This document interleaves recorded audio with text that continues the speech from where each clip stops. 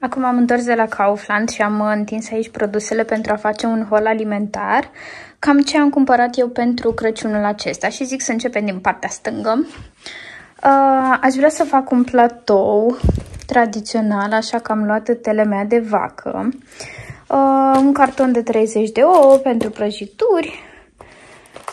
O să am nevoie de multe ouă pentru prăjituri. Am mai luat și cârnați cabanos din aceștia de la Caroli, pentru că vreau să fac brioșe aperitiv. Tot pentru brioșele aperitiv am luat spanac, baby spanac. Aici am niște castraveți, îmi plac mai mult cei mici decât aceia mari în punga lor separată. 2 sticle de lapte. Aici 2 mănunchiuri de astea de banane pentru că mănânc foarte multe fructe în perioada asta și bananele coapte nu-mi plac, așa că le-am luat mai verzi. Un săculeț din acestea de clementine. Aici mai avem roșii normale, 2 ardei, 1 roșu, 1 galben, 2 lămâi. Tot pentru platou și pentru brioșele aperitiv am luat un cașcaval de la Delaco. Aici am găsit la Kaufland niște jumări, aveau chiar 2 feluri, unele mai grase, adică cu mai multă grăsime și astea mai mici, dar mai tari. Le-am preferat pe acestea. Nu-mi plac jumările cu multă grăsime și n-am mai mâncat de mult și am zis că pentru aperitiv, pentru platou cu aperitive ar da foarte bine.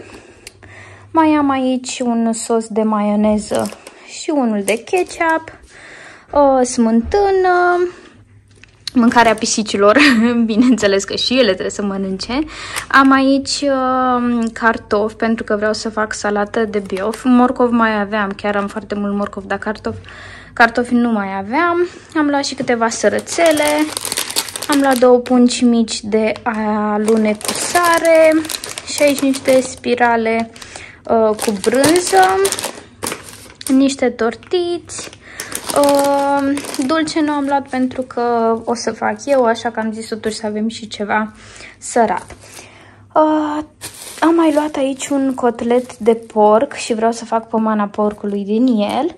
Aici un amestec de carne tocată de vită și porc pentru că vreau să fac niște chifteluțe, cârnați simpli, un pui pentru salata de biof, rahat pentru că vreau să fac salam de biscuiți și 2 pachete de biscuiți simpli, tot pentru salamul de biscuiți.